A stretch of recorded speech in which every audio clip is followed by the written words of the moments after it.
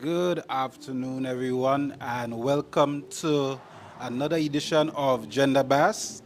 This is our fourth edition, and welcome to everyone who's on the live. We're here on a very rainy Saturday evening, and if you're listening, and maybe you might be hearing some music in the background, shout out to the music festival happening this evening, going into the night. So all the persons who are going out, I guess, dress and walk prepared, for some rain. So, without no further ado, I'd like to take this opportunity to welcome my two guests here, Fiola and Yusuf. Um, they become regular fixtures on the show. Um, and today's topic is feminism and equality. Has this really helped or hurt society? What say you? Right? So before we get into the meat of the matter, we was talking in the background, and Yusuf was telling me his researched definition of feminism. So I'll give Yusuf the opportunity to give us what is the textbook definition of feminism. As we get into this discussion, I will give you my take, obviously, and we'll get the ball rolling. So Yusuf. Thanks, Eddie. Pleasant good day, everyone. Right, so with everything else, it's important, the topic being feminism, to know what the definition out there is about feminism. So this is what we have. At the core, feminism is a belief in full social, economical, and political equality for women. Feminism largely arose in response to Western traditions that restricted the rights of women, but feminist thought has globally manifested and you have variation. In other words, quite simply, feminism is about all genders having equal rights and opportunities. It's about respecting diverse women experience, identities, knowledge, and strengths, and striving to empower all women to realize their rights. So that's the definition for feminism, but this is my take and this is what I would add. With everything else, there are pros and cons. So I would go down the middle. I would neither take left or right. I like to be neutral and try to bring an open-minded concept as much as I could. Feminism is good. With everything else, it starts off with the right intention, but over time, we tend to lose focus and distort the meaning of stuff. So for example, ideally, my thought is feminism came about because of women feeling marginalized, not respected, not having equal pay for the same job, being treated as property. But over time, you have negative spin-offs where it comes off that feminism is about women against men, which to me is not the case. But based on the arguments some people bring, it tends to come off as that. So we're here to see how best we could, chart the course and see, throw it out to you, and you be the judge as to has society really been affected by the feminist movement. Okay, Yusuf, thank you. Yeah, so that was a very, if I must say so, lengthy and very extensive definition. And some of it I agree with and its intention, right? But as you say, with everything, it may start off with a good intention, but it morph into something else. Before I want to go further, I wanted to just take the opportunity to introduce our bartender today. We have remember for the past 2 weeks we'd had a very attractive bartender. We have another attractive bartender today again, right? We're trying to make sure that we have all the guys vexed with us putting ugly people in the back of the counter, right? So let me just, before she was stepped out for it, let me give her the opportunity to introduce you. Would you like to introduce yourself? Yes, yes. Good afternoon, everyone, and thank you all for viewing in. My name is Nicole Ben, and I'm your bartender for today. but they have a beautiful smile, so you can't go wrong with that.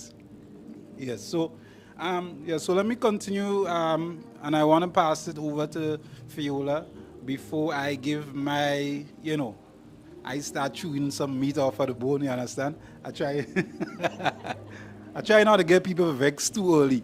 So Fiola, tell me, you've heard what Yusuf had to say, and you may have your own opinions about feminism and equality. What say you about its impact on society? Has it been good? Has it been positive, or what's your take? Yes. So to answer that, I would like to go back to the world where there was no feminism before feminism began, or even the thought, maybe even before it was a thought in somebody's mind. What was happening with women? We were property. We didn't have the access to education that we have now. As a matter of fact, there wasn't even any need for us to be educated, right? We didn't have access to owning our own property. If say our father died and property passed down to us, once we got married, that went straight over to our husband. Right. And I don't think any of us here would sit here and think that was a fair way of living or a beneficial way of living. It benefited maybe it benefited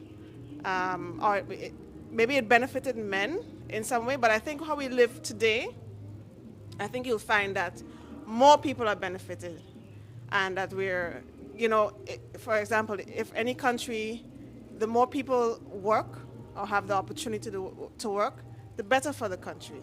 You have a bigger workforce and so on. So if you go back to that time before the thought of feminism began, I think we can see clearly that this is a better world for women because we have better opportunities.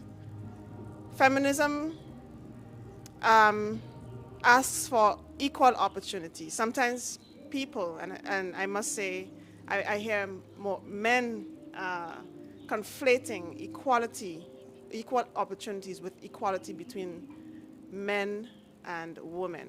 We're not saying that feminism isn't given a definition that men and women are equal, but what we do want is equal opportunities. And I just want to strike that, I just want to be specific about that. Yeah. Yes, and most of what you're saying, Fiola, I must say, we don't always agree, but in principle, I agree with all what you just said, and I'm on board with that. And as I said, this may have been the original intent when the feminism movement started. I think it said it started somewhere back in the 18 whatever, the first feminist movement started back then. Actually, some say it goes back, actually the first gathering took place somewhere even further back in France, right?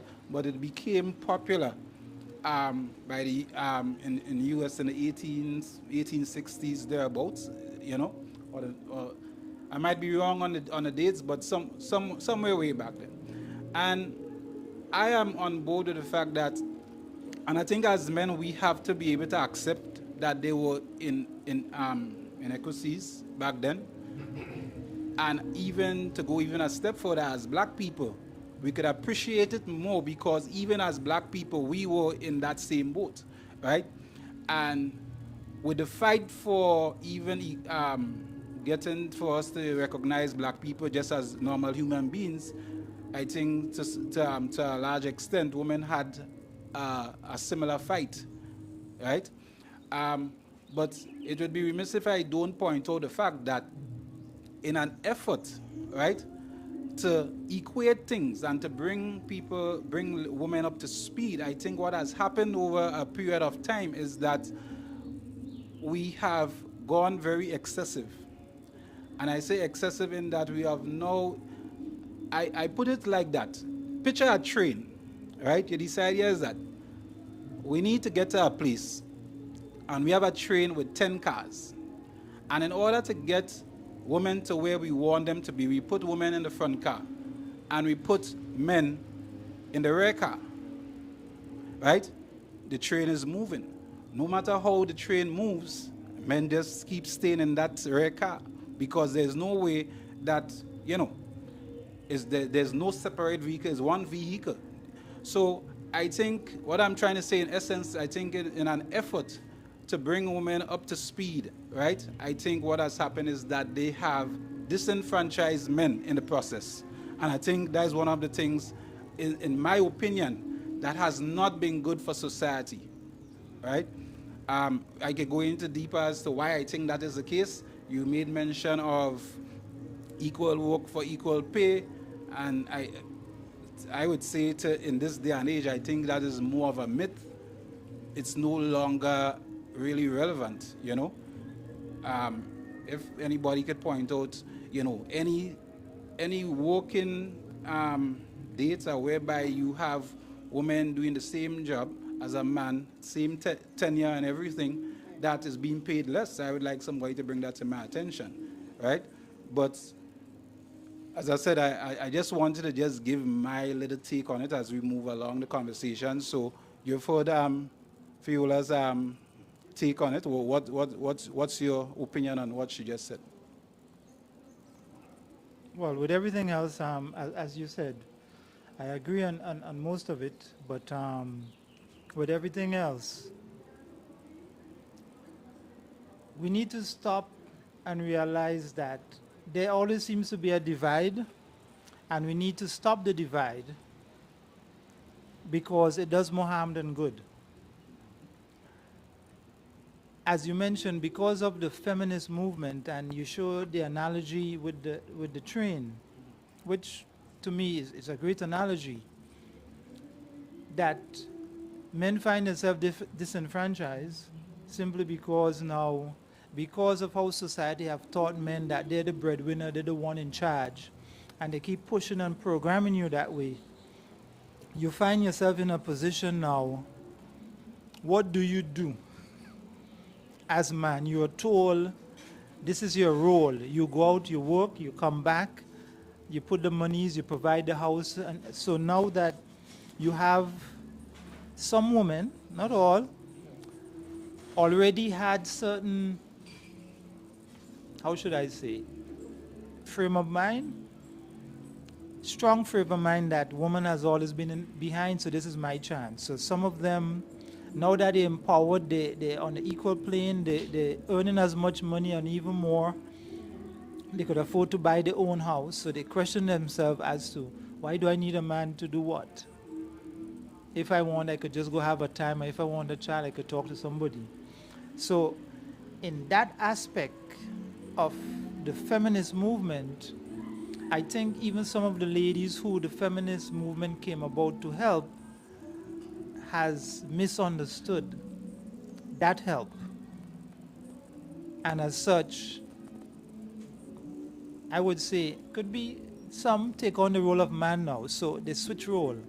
They want to be so equal that they forget the equal thing really was about equity amongst each other. So now you have the role switch that they think they're doing so much of the man role, which he was taught, buy this, do this, have this, that the men feel, what do I do? They're disenfranchised, and hence some of us men come up with the analogy that it's a fight. This feminist thing, me really like this, and they just want to rule the world. Versus understanding all they really wanted, or what it set out to do, was to put us on a level playing field that if both of us dig in holes, we should be paid the same, because the same terrain, same everything. True, physically we're different, but you expect the same pay. So that's my take. So let me throw this out there, because I think you alluded to it in your definition, that part of feminism is about leadership in government, and it is my observation, right? The feminist movement is more geared towards power. And I'm using the word power just as a blanket term, right? I don't think the movement actually is interested in having what we call today equality. Because equality in its true sense means that you want to have a equal footing, equal playing field in all aspects of society. And you could correct me if I'm wrong, right? We talk about equality and equal representation in places of power, whether it is in government, in the corporate world. How many women do you see rushing to be equal and to have the same footing in jobs like bricklayers or the garbage collectors or the people that build the infrastructure of this world? How many women do we see wants to be equal in those aspects of society, right? So as in a term of equality and feminism, they go hand in hand, right? And as somebody said, sometimes it's best to look for equity instead of equality, because I believe, as you said earlier on, I believe in equality of opportunity, right? I want to say that categorically. I believe 100%, and as a father of 2 daughters, I believe in equality of opportunity. If you are capable of doing a job better than me, you should have the job. But I do not believe in equality of outcome. And I want to define what I mean by equality of outcome. Because if you look to the places like the US and England and so, because there has been this trust, or there has been this campaign to get women involved in other industries like the STEM industry. And for persons who don't know what the STEM industry is, basically science, technology, engineering and maths, right? Generally, men dominate these industries, and these are the jobs that literally build our infrastructure of the world, right? And I think we can argue today that as women, or I think we can say, is relatively free to choose what they want to get into, what career they want to get into. But what you're seeing happening is that they're trying to have quotas whereby you want to put a certain amount of ladies into these fields. Yeah.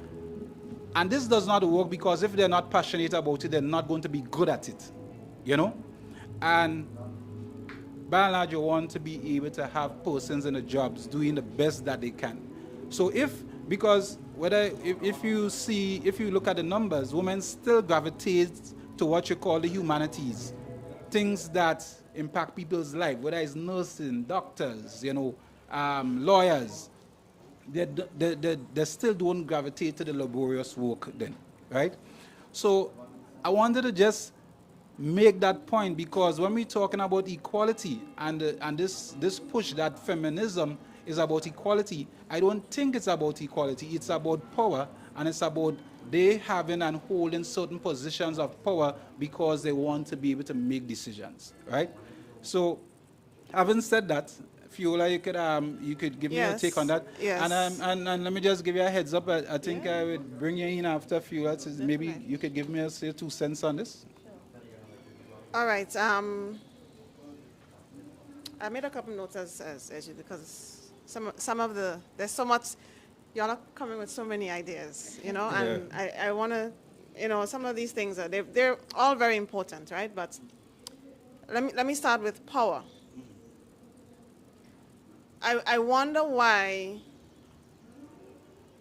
I wonder why you see. Why it is that you see a woman being in a position such as a lawyer and these things, as compared to women being in labor? Why does that signal to you that that women want to be powerful? Women want power. You need me to answer that, or you just? I just wonder, Yeah. and you can let me know later. Okay. And I also wonder, what is wrong with power? Don't we all within ourselves have a desire to have some kind of power? And power doesn't always mean dominating, okay? But when we think about dominating, you yourself said that men dominate certain areas. So so the STEM areas. That is true. And women, but compared to, say 50 years ago, we probably have more women involved. So we're probably seeing an upward trend. And we really have to ask ourselves, why is it that men dominate certain areas? And at the end of the day, the truth is, in some areas, we're going to see that men dominate because they're physically stronger. And in some areas, we're going to see that men dominate because traditionally, women just were not encouraged into those careers. So we didn't even get an opportunity to think of ourselves. It wasn't modeled to us. But the more and more it is modeled to us, the more you'll see. You do raise a good point about the labor jobs and so on. Still, you do still see, even in those areas, you're seeing more women there than 50 years ago. Surprisingly, in each area, you're seeing a little bit more. I see women on construction sites. Yeah. But people will always raise the fact that if a man is more skilled at something because of his strength, you're probably going to see that men will still dominate. Mm-hmm. Those things can't do anything about them. Those are physical abilities. You'll have people. You'll have maybe some women who are stronger, and you'll probably have men who are not that strong. You'll see all of those. That's the diversity of the thing. Yes, and then in terms of the quotas, that's a major concern. That they would say, hey, if we have two positions, one has to be a man, one has to be a woman, right? And then the concern is, hey, suppose we don't get a woman who is that skilled. Mm-hmm. Sometimes people say, suppose we don't get that. We want this job to be done well. And sometimes that works out. It works out that they do find that, and at the end of the day, sometimes it may not work out, but that was a way that they were trying to equalize an imbalance. And you know what? Sometimes it doesn't work. And sometimes maybe as time goes on, we will get better ways of equalizing the imbalance, maybe. But these are just,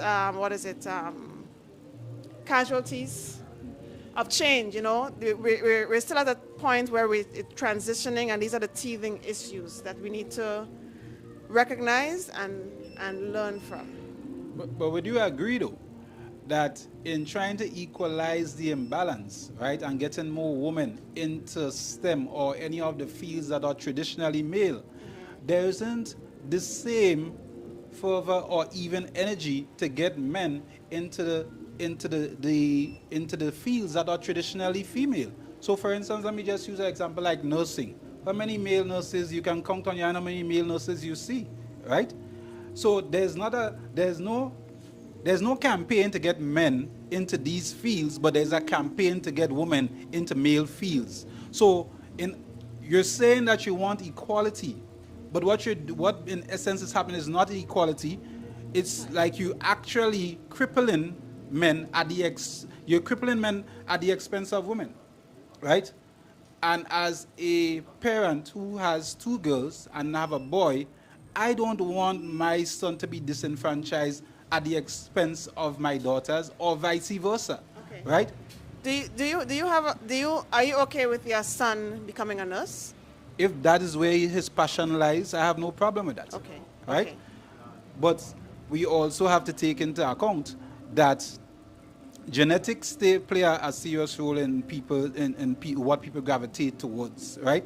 Men generally, and it speaks, and I don't want to jump over into the education part of it yet, but it has been shown that we learn differently, we develop differently, and we have now fashioned a blueprint that is designed basically for women to excel, Yes. right? Research has shown that men develop 2 years or behind young ladies by 2 years, right? There's even some trend that thought that men should go to school a year later because of our development. Women get into puberty earlier than men do. And all of this have a lot to do with their ability to, wanting to grasp information, whether it is men, different, right? If we send y'all a year later, y'all gonna have a problem with us, eh? Send y'all to school a year later. Well, I'm not saying yea or nay that whether it's, but I'm just saying there are some schools are taught that may be the best thing, right? Because you could see it in boys and their restlessness in class. I could tell you that when I was going to school, my best times was when we went and have class outside under the big tree in the back of the Anglican church in the churchyard. That is what I like. I like those are like, whereas girls have no problem sit down reading and whatever the case may be, we are different. And our education system is now, to me, it has now been retrofitted for women and not for men. And it comes back to the same point I'm making about, leaving our men behind. And I don't know if this is intentional or if it, as you put it, as a casualty of war, right? And I know a beautiful bartender here. She's smiling and nodding. I don't know if she's agreeing with what I'm saying or what Fiola is saying. So maybe let me give you opportunity to give your 2 cents on the discussion so far. A lot has been said. Yes, thank you, Eddie. What I wanted to say about all of this, society have a lot to play in this, right? As Fiola said before, growing up, you have, in the days gone by, you're getting married is for the male to, provide a home. That is some of the critical thing. He must provide a home. But in society now, sometimes persons are getting married much later in life. What if you meet a woman who already have a home, already have a car, already have her career going? Do you still sit at what happened before, where they say the man have to provide a home? So are you going to put pressure on the man to say, well, you getting married to me, you need to get a home to put me, but I already have a home, right? So I guess society have a lot to do with it, and I would say even from the beginning of time, even in the biblical days, women always been on the back burner. If you look at it through scriptures, even for somebody to preach or to say something, it have to be a man, and it cannot be any other way at all. It have to, whether they're wrong, whether they're right, it have to be a male. So society has created us this way, right? And we, as women, you never got that opportunity to come out to say certain things. And another saying that you hear all the time before, I don't hear it much now again, that you're a little girl, you should be seen and not heard. Mm-hmm. But I don't know when last I heard that. Yeah. But in growing up in my days, no, I don't. I don't.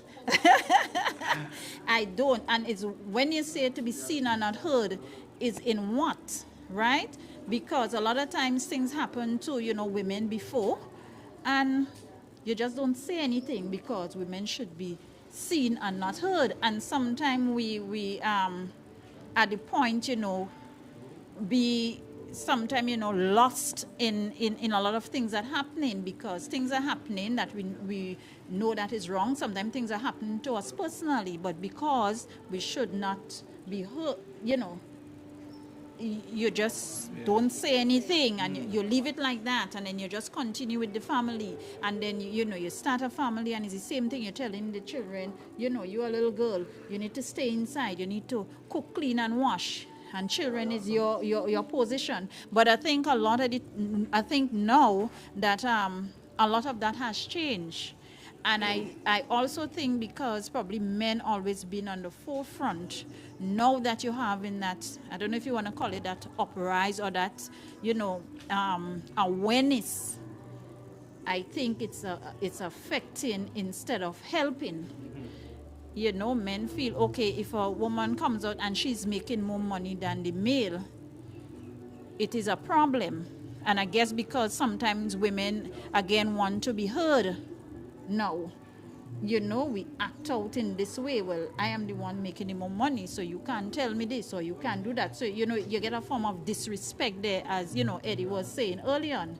So I think it is something to enhance because, just recently I was looking at something on Facebook and they show a woman's mind and a male mind. Yeah, how simple it is, yeah. And men is just one car on the road. Women, they have a racetrack, a whole train track that, is everything going on, everything happening. But how do you put these two together to achieve something good in society, in the family? How do you merge it together to make a good? Because sometimes with our minds all over the place, we need the men to just stabilize on one thing. And sometimes we realize it works out better in certain circumstances. Gone are the days where they would say, okay, women should be inside and doing housework. In our family at home, put me outside with the fork and the spade. And my husband can stay inside and cook and clean. But it's what works for you, what works and makes a better family. You understand? And in the end, that makes a better society. So, I think each individual or each family or in society, you do what works for you and your household and probably your community, what works for you. And stop making it a thing of, it's like a fight. Who is better or who should be in a position. If your wife is the manager of a bank and you picking up garbage, at the end of the day, nobody money work garbage or bank manager. Yeah. At the end of the day, we want our children to go college. Who can put into the fund, do that. Who can better manage the finances, do that. But I guess, again, and in the form of equality is that everybody respect everyone across the board, no matter what it is you do or how you get things done. At the bottom line, we get it done. So I think, instead of having it as a fight, or women is this now, and they think there's so much there, or they want to get into each job that men are doing, I think is that we use it to enhance society and enhance each other. Yeah. Yeah. So let me, as I swing the ball back to Yusuf, right? And Yusuf, maybe you could, because some questions were thrown to us indirectly as males, right? Remember, Fiola said, what is wrong with having power? And I think you also just alluded to the fact that, okay, women have their own money. And I would say, right, so the things that women disliked about men, what I'm seeing is that women have become these very same monsters they despise. Because are we making you property? Huh? Are we making you property? I don't know. How are we doing that? Okay, so let me just say this, right? This term that men make women property, I think there are a lot of buzzwords that sometimes people use, and the feminist movement has weaponized certain words as property and slavery and this type of thing, right? I grew up around my grandmother and older persons, and I never for 1 minute, right? They never gave me one inclination that they felt as though they were property, or they felt as though they were that they were in slavery or they were owned.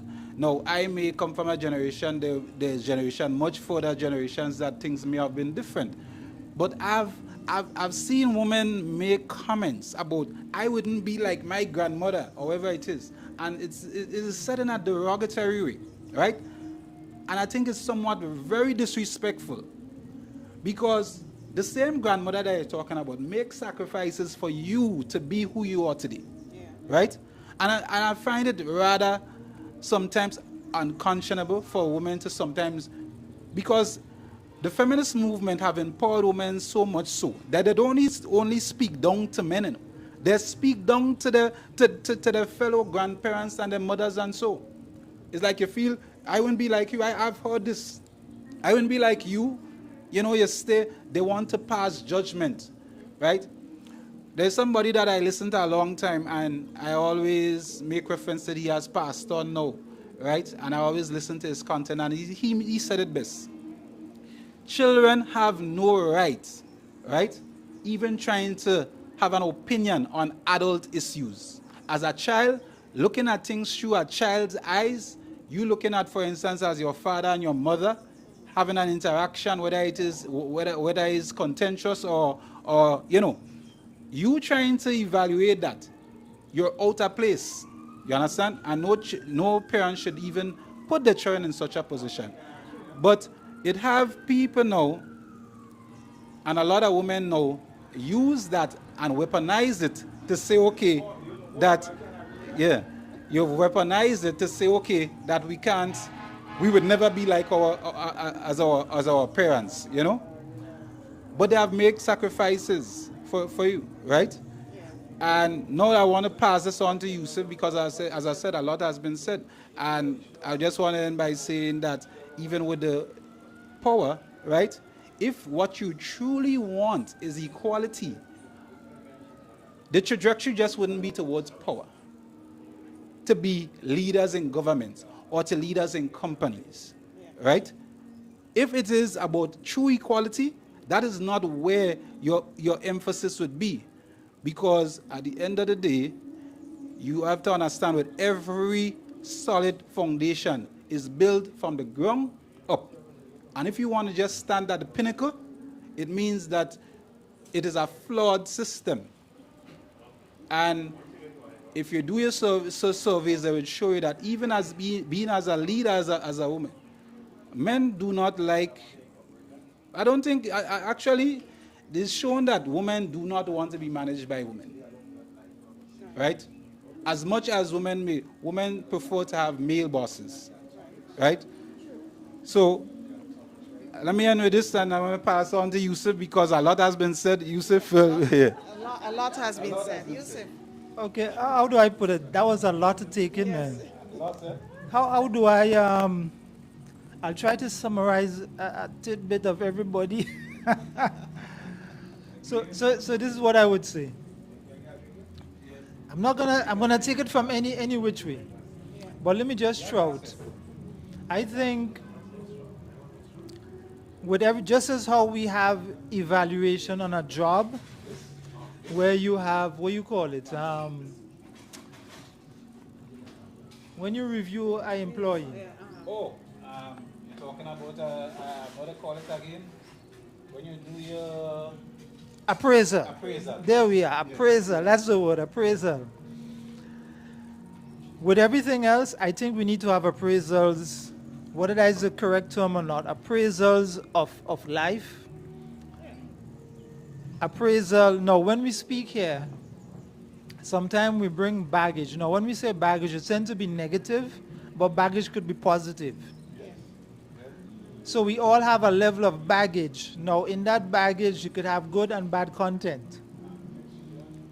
Now, when you mention about property and slave and so forth, some of that is contextually from way back. And children involvement and the roles of male and female, a lot has changed. So coming back to appraisal, I think what we need with this feminist stuff, would we have, what would you say if it's male? Masculinism? What would you have? You have feminism, you have what, masculinism? Well, they don't refer to it as mal, they refer to us as What? I don't know. Yeah. It's patriarchy, yeah. Yeah? Right. Yeah. Oh, right, and the female would be matriarch, patriarch and matriarch. Right, so coming back to appraisal, what we need to do is reevaluate.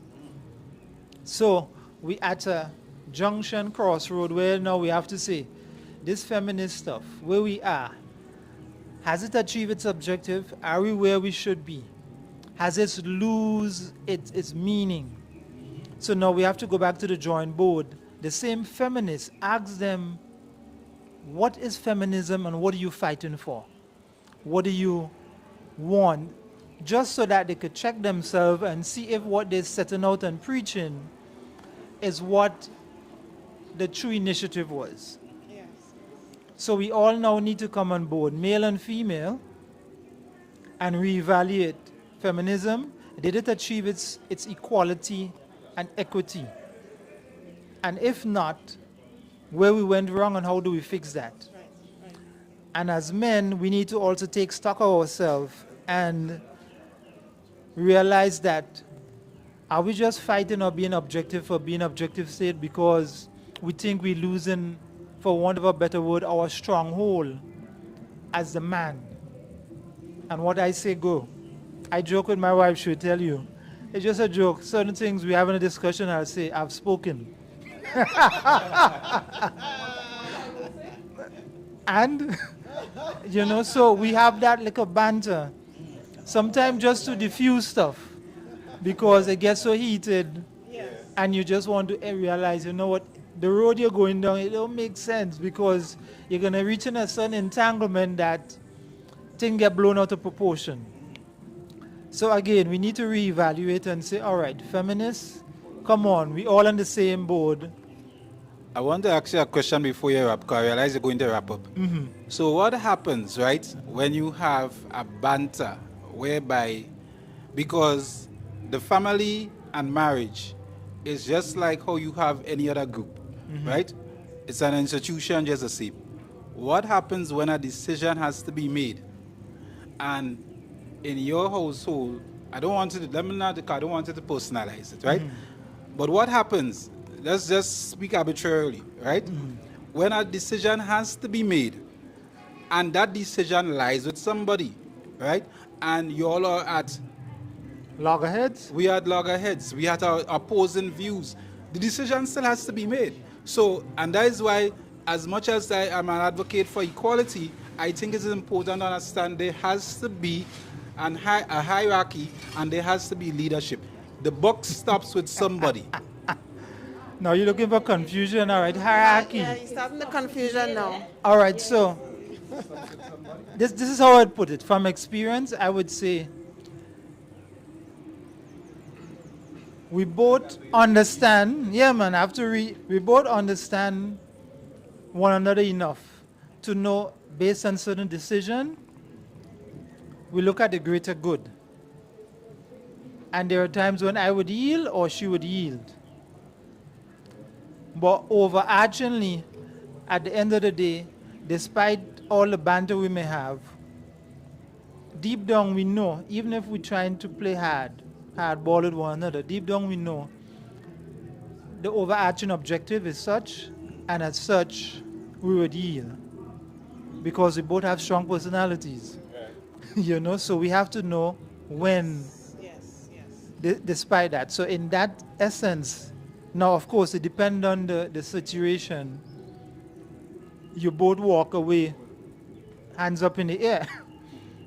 Yeah, it's like whatever.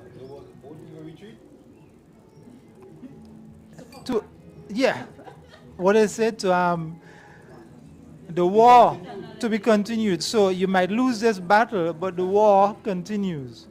Yeah. So at the end of the day, just to give us a short summary, we need to come to the conclusion that, look, this was the objective that we was fighting for. Have we achieved it? If not, this is what we could do. Because let's face it, the feminist movement has made some great strides with respect to, as you say, they're both working, so they're both contributing towards the household, the nation, the family. Women, I find many a time before, men try to think as women and prescribe, whether be it medication, health, what's best for them, instead of involving the woman. So from the feminist standpoint, you have a situation where now the women could speak on their own and they have a voice. From the other aspect, if you look in negative, we just have to know where the voice, how much you should voice and how much you should not. This is not to shut up somebody, but this is to understand that you have a complaint, you've made your plea, let's fix it, versus you've made your plea but you're still fighting and ranting and raving to having the last word say, and because you bring in the negative baggage, you figure you just want to continue. Yeah? Yes. I really want to say something about what you said, Eddie, because Me again. yeah, well, and Me again. you always starting the confusion, you know. But it's all right. We're here to talk about it, Yeah, right? yeah, yeah. So years ago, before we even thought about giving women equal opportunities, in a case like that where husband and wife are fighting over this, there wouldn't even be a fight. But what feminism has done is given women the equal opportunity to speak on the same table with her husband. Okay? We sit at the same table and we exchange ideas, and that's an equal opportunity, which is a good thing that should be celebrated. And I think too, I find it personally. I know there are men and women who would agree with you that there should be some hierarchy, but I find it a little bit disturbing to ask for hierarchy when we had that and it wasn't working because women just didn't have a voice. We sat there and took whatever was coming at us. You know, any decision that had to be made to be made and so on, we just had to. We didn't have a voice about that. So it's good. It's good that at least they can exchange ideas over equal, over an equal plane. The problem is not feminism. I think the issue is more about being able to talk, as Yusuf spoke. Somebody eventually will have to yield. But in yielding, after yielding, how do you feel? How do you feel? Do you feel that, oh, my right was taken away? That will depend on how the conversation happened. It's really an issue about how the conversation happened. Was each person really heard? But to put a rule and say in a hierarchy, there's a rule. Every time we have a disagreement, you just have to defer to what I think is right. And that's going to always be. But if you have a situation in which sometimes one person yields, sometimes that's more on an equal, it's more balanced. I think that's the word. But would you agree there's you a hierarchy? You have errors here and there, But would you agree though, in all forms of groups, institutions, there's a hierarchy. Would you agree with that? Would you agree? In all forms, no, you see, I'm not, listen to me. I am not trying to be sensitive because I do not play games with buzzwords or whatever it is. I use the term hierarchy because it just speaks to that of a structure, right? Okay. And that the book stops with someone, Right. right? And I would challenge anybody to tell me if there in all forms of government or groups or institutions, there's always hierarchies. Every It's part of institution, it. every institution has a hierarchy. But Yes. tell me, which hierarchy is one man standing alone? No, I listen to me. In all my deliberation, I have never said the hierarchy has to stand with the man. I never said any such thing. I know, I but said, I know said, that I it is said- implied. But it doesn't I matter said there has to be a which hierarchy. person, I should say. Yes. Which person Yeah. stands alone? Nobody stands alone. Yes, I agree. Because even if you put one person in charge, there will there's nobody's perfect. Everyone needs help. Everyone needs to hear other ideas and so on. It's to put a hierarchy just between two persons who, I think you have a by problem the with way, hierarchy, yeah? lead. What? Yeah, you have a think- problem with you that think I term have a problem with hierarchy. hierarchy? Yeah, you have a problem with hierarchy. You have a problem with that term. Because, hold on, because the thing about it is that I'm using the term hierarchy, as I say, is just a matter of structure, right? And I'm not saying this in the context of, okay, you have to say, do as I say, or what I say goes. Let me tell you something. Every good leader always seeks counsel from the people, whether you want to call it under them or whether the persons that, alongside them. And it comes back to making, as we in our previous discussion, making good choices. As a woman, you have to make good choices, and when you're choosing a partner that is considerate and is not one that is going to necessarily want to take that does not have your best interests at heart. So when I speak to that of hierarchy, right, I speak to that of I would say in my household, I am unequivocally the leader in my household. But every day I seek counsel from my wife. Right. If she comes up with a better idea, we go with it. Right. And that is what leadership is about, and that's what good leadership is about. Right. And that comes back to that of leadership, and I would say feminism, it's all about power. And how you're going to use that power, right? From all the evidence I've seen so far, I've seen a lot of evidence that the power that women have in their hand is being misused. It's true. Eddie, Yeah. I must say, maybe why we having this issue is because we have been bruised. Even you using the word as hierarchy, we as women hear the word hierarchy and it falls in a male pot. Right? When you hear that word hierarchy, because back in the days when you hear hierarchies or you hear leaders, it always been a male. So I guess we have to start getting to the point of hearing the word, knowing really what it means. And as you rightfully said, it doesn't have to be male, but it stops somewhere with someone, be it male or female, right? So I guess we have been bruised for so many years. And because we are bruised, and sometime now, women or the feminist side is, getting a little strength in society, it comes off wrong.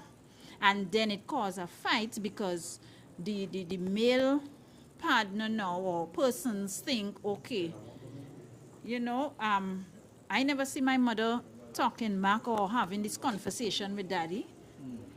Who is this, who is she coming now to, tell me it's best that I rule the money or I rule the kids or so I think that is where a lot of the issues are. So I think we have to try to, change society a bit or change how we think of certain positions, of certain, we have to change that a bit. Because when we hear, okay, the man is the head of the home, I think even though as well, men use that a lot sometimes in a derogatory way or not in a productive way for the entire family.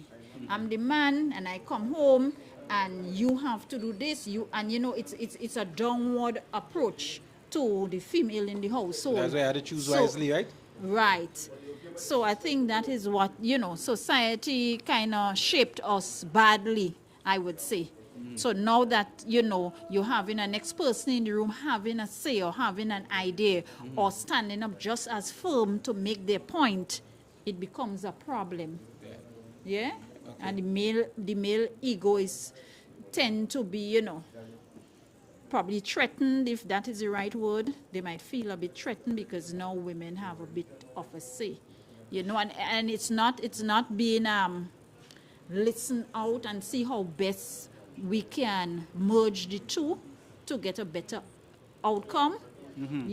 Just a simple example for some men, I wouldn't say all men, some men, okay, they may go into town to get a slippers, for example.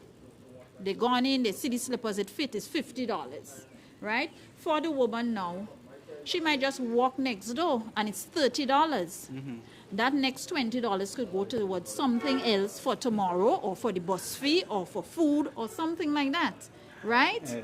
So I think it's to use it to enhance each other, enhance the home, not as a fight. Yeah, so I think... Right. I take on board some of the things you said, but I just want to point out, I don't think the price gap does be that great. When all you want us to walk around town to look for a deal, it does be sometimes a few cents. You understand? So that's why That's It why. counts. It counts. That's why all you on your own with that, right? But I have some things to say. Part of my issue is that with the feminist movement, right, and the trust for equality is more so feminist, right? Because as I say, I don't believe in equality. I believe in equity, right? I believe if you deserve more than your male counterpart, you should get more, right? I don't think you should get anything because you're female. You understand? As I say, I don't believe in quotas, right?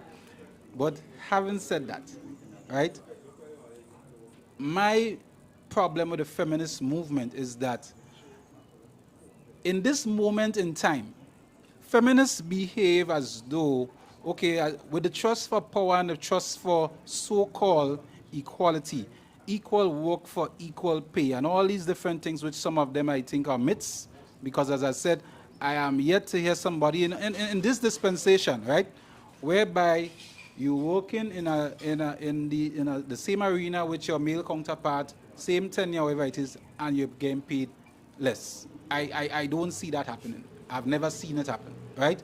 So some of it is a false flag, right? It is used as and weaponized to fight for things that are really not there. Because you haven't experienced it doesn't mean it's not there. I just want to just put that point there. Yeah, in the context, yes, and point taken, right? And I'm speaking to that of our environment because as much as we consume a lot of American content and American culture, right, I can speak with any level of authority to what happens in the US or England. But I'm talking about here in Grenada, right? But back to the point I really, the substantive point that I wanted to make is that I have a problem with the fact that we speak to that of equality, like today. I speak entirely, and I have my own business, I'm making my own money. And I wanted to make this point because I think men never have had access, you may have exceptions to the rule, but men have never had access to women's money. It has always been the culture that men money is we money, and the woman money is their money, right? That's very wrong. No, That's listen very to wrong. me. It may not be so in your quarters, but we know, and if you're being honest, that is a fact. Women, because, okay, women say that they want equality, right? But then they still want chivalry. They still want you to go above and beyond and treat them special, right? In equalities, there's no special treatment. There's no special treatment because we know we are equal. We are equal to each other, right? There's no if So no you buts just about don't it. want to open the door for anyone. It's not even about opening the door. It's not even I'm about just, I'm that. just teasing. Yes, you, but I know. I take your point. But in this moment in time, right, I don't like when people speak from a position that and do not give respect to what has been built around them, what has afforded them the opportunities that they enjoy today. So I hear women sometimes speak in isolation, thinking, okay, as my woman, I don't need a man, wherever it is, right? Not understanding this one simple fact, that as much as you think that you don't need men, you need them more than you even know. This entire world was built by men. The infrastructure that we enjoy is built and maintained by men. You may have exceptions to the rule. You may have a couple ladies in construction. You may have a couple of them doing the infrastructure with the road. I never see them in sewage. I don't know if it's a stench. You know, the things that we take for granted every day, flushing the toilet, the drink, all these things that make life comfortable for us is men that maintain the grid, the power grid, the water, the roads, the garbage, right? And that's why I make the point about power, because we only talk about equality when we're talking about those nice cozy positions up in a corporate office or sitting in government at a high level. You don't want to be equal to me when we did down dirty, getting my hands all down in in a gunk and a grime. You know? So then I'm saying, if you want true equality, feminists, then you have a false flag. Equality is equality, right? We going in together, you have no special provisions for you, and by and large, as it is right now, there's a lot of provisions that are put out there for ourselves, for female counterparts, that is not there, no consideration taken for male counterparts. You understand? So let me, as I just went on a little bit of a, I don't want to say it's a rant, but it had to be said. Yeah? It had to be done. Let me bring in, as we wrap up, I want to bring in Yusuf so that he can wrap up and give us his final thoughts. All right, so because a lot's been said, and I'm going to conclude, and to stay on point, I have my conclusion written down. Thank you. I want to rant and rave and go off. So, this is my conclusion. So, conclusion. Overall, feminism and the pursuit of gender equality have brought about profound, largely positive changes in society, promoting fairness, economic growth, and social justice. However, like any significant social movement, there are also present challenges and in areas ongoing dialogue and improvement. So we need to continue that dialogue and improvement. And balancing the benefits with the drawbacks is essential for creating a more equitable and harmonious society. So as they say in short, we need to work together.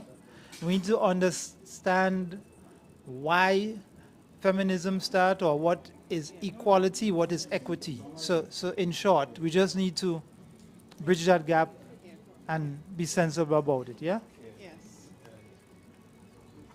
Yes, go ahead. I really agree with Yusuf. I call these teething issues, okay?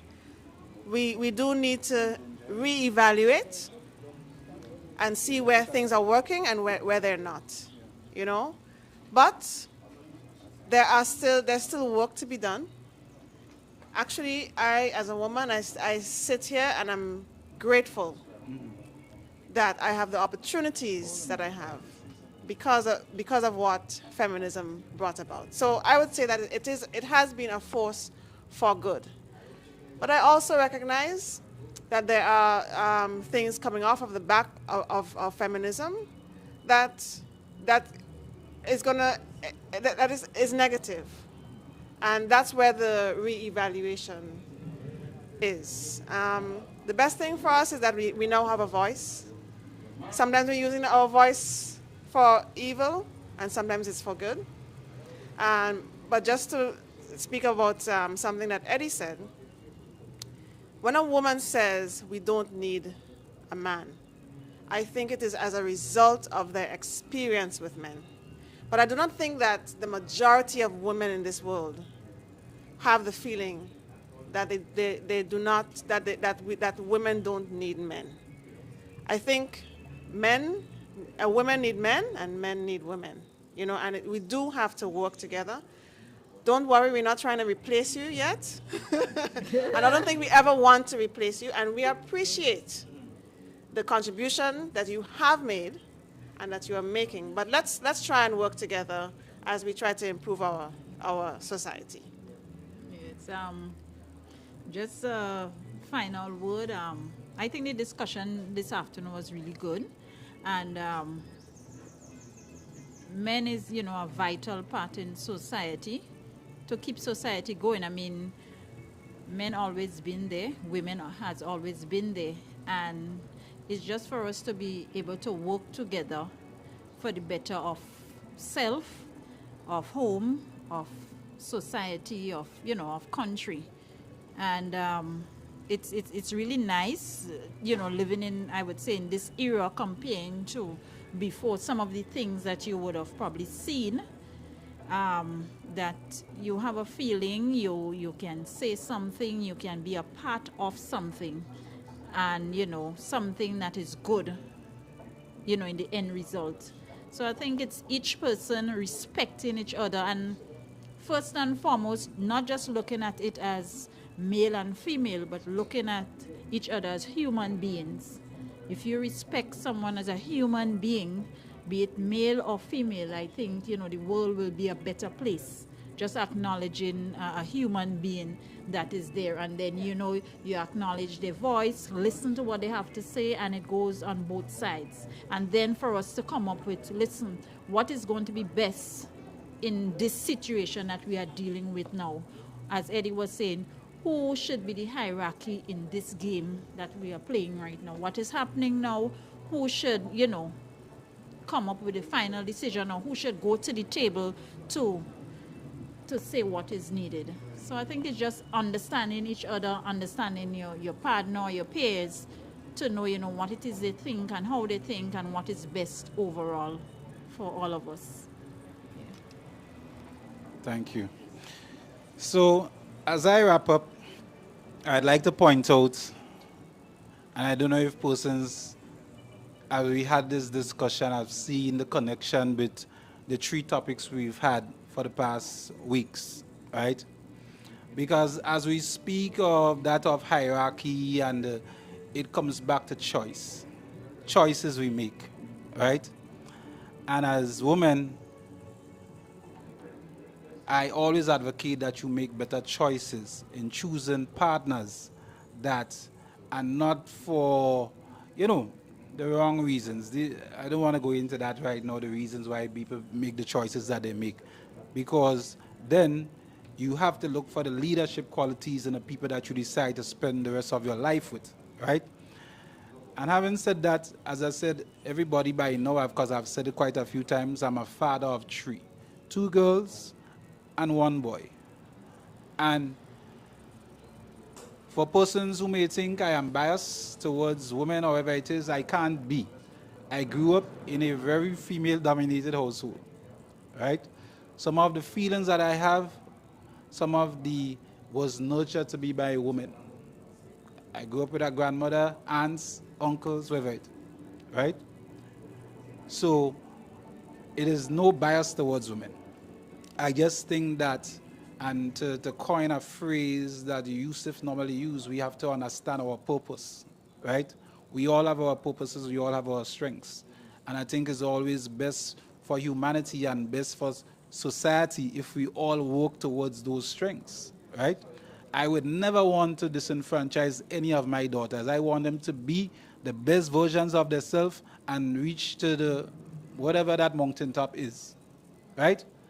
But if that mountaintop is being a nurse and that is what they're passionate about, so be it, right? If my son decides, as you say, he wants to be a whatever it is that is a traditional, if that is what makes him happy, so be it, right? But I think the present feminist movement as it is today, I don't think it has been very, and I'm not saying everybody are bad actors, right? There are people that are measured and are very calculated in the way they approach things. They understand the importance of having men, right? So I don't want to make a blanket statement, right? But at the end of the day, we all need each other. And as we go forward, we just need to have a better version instead of having this polarized back and forth. Women against men. There's like battle of the sexes, So I want to wrap up, as I say, and say thanks to all my contributors here. Thanks to Fiola. Thanks to Ben by 2. Yeah. I also want to say thanks to Classic Lighting Caribbean. They have been, so good to us to be providing us with the power that we stream this on every week. Thanks to Dean's Mattress. What we sitting on here is their nice foam, and thanks to just cool photos, just cool technology, just cool everything. You understand? Thanks to Gender Bass, thanks to our technical guys, High School and Sugars, the King Black family, right? The guys in the background. I want to give you a shout out to one of my greatest supporters there. I'm sure you all have heard about Sculptor Blend, the Tanya Logman. you know. He's always a man that supports from afar, right? So thanks to everybody. Thanks to you, the listeners. I want to say thanks because I've been seeing that you all have been even going and looking at the view, looking at the content, you know. And we would like to make it more interactive as we go on and on, you know. At our side. So when we get to that's compliment next week, the channel along now, should we get it next week? Well, I see him in the background days, Mr. Sculper Blend. So we're getting they want to know if we're getting Tanya Log on the next week on the set. So yeah. Tell the viewers that next week it might be incorporated inside the fusion energy. All right. Inside the fusion energy something. Well, I'm hearing from my technical staff in the back that we may be doing a collaboration next week with Fusion, which is a radio station, so which would be help to give us a further reach, you know, reach more of our valuable listeners, right, and viewers. So any collaborations would be welcomed by the Gender Bias team, right? And I say thanks for everybody because this has been a labor of love. Everybody you see here come and do this, you know, because they just want to do it and they love it, right? So thanks again, and we're out.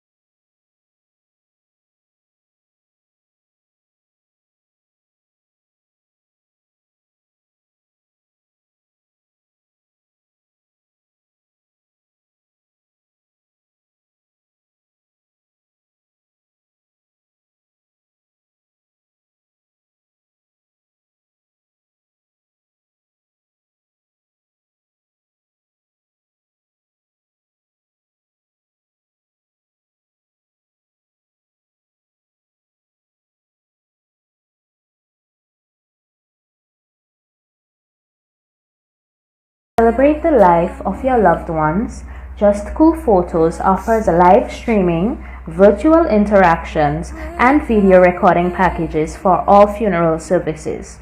Contact us through your funeral directors or call 473-409-1981 to choose your package. As you celebrate the life of your loved ones, Just Cool Photos offers live streaming, virtual interactions, and video recording packages for all funeral services.